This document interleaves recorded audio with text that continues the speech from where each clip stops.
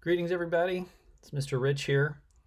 This week, we're going to start a unit on happiness, trying to understand how the Greeks thought about it, and hopefully trying to enhance our own understanding of it, and genuinely, I hope, increasing our chances of grasping it in a way that both fulfills us as humans and honors our Creator at the same time. So, before we get started with Epicureanism, I want to visit the lecture we listened to before spring break and just hit a few high notes. First of all, remember our main focus was on means and ends. The means is the way we get to the ends. The means is the how, the end is the why. We also learned that not all means and ends are the same. Some ends are higher up the scale than others. So, for example, remember we talked about the carpenter. He has a certain end. He is trying to construct a building. Now, the carpenter is making use of someone else's end. That was the end of the hammer maker. The hammer maker is below the carpenter because he's further away from the end product, right? And the architect, we said, was the one making use of all of them, all the different skills, all the different crafts that have some sort of purpose. Now, the point of that discussion was to say, with Aristotle, now, if there were some end that were better than all the rest, that were nearer to the top, an end that we might say is desired for its own sake, well, that'd be the thing we'd want to know about, right? We'd want to know why we're doing everything.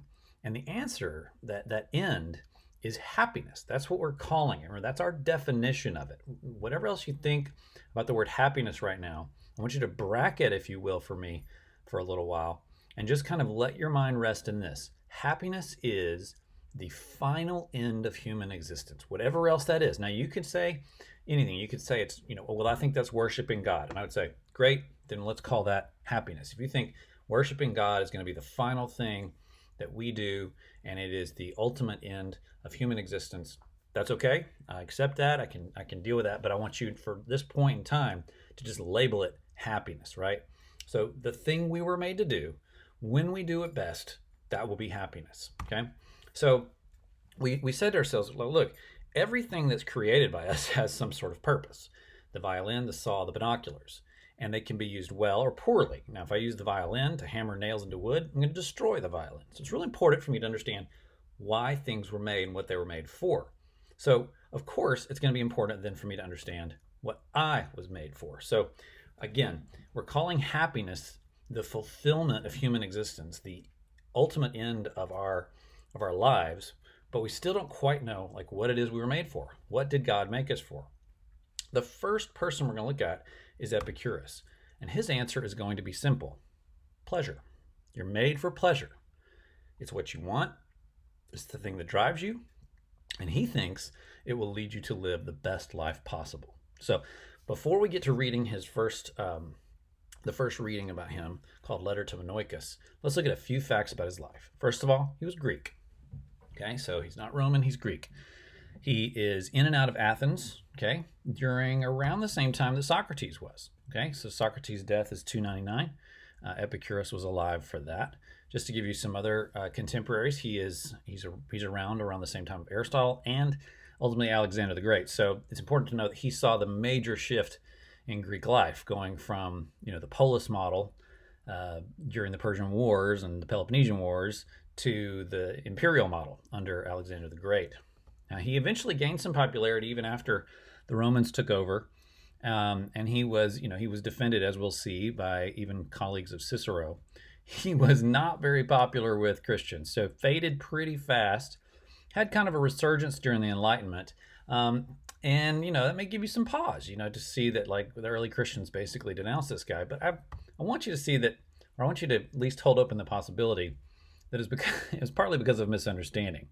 If a guy comes out and says, I think the end of human life is pleasure, you can see how some Christians might kind of look askance at that. So it depends on what you mean by pleasure, doesn't it? So hold open judgment for just a little while, suspend that judgment, and give him a chance to speak his mind, because I think you might find what he has to say more interesting, more attractive, even more amenable to your faith than it might first seem when I say that his whole end is pleasure. All right. So 3 quick isms of Epicurus. Okay, 3 quick things. First of all, deism. Now, this is certainly a point where as Christians, we're not going to agree with him, but it's important to understand his view on this. He's not an atheist, he's a deist. That means there is a supreme being, but that being doesn't care much about you. He's also a hedonist, truly speaking. He is a hedonist. That means someone who thinks that pleasure is the highest good we can have. Okay, so that's it. Pleasure is the highest good. Now, ordinarily, hedonist means someone who lives a debauched lifestyle, pleasures of the moment. Like think about you're kind of like zillionaire rap star or the cartel leader on his yacht. You remember seeing that picture?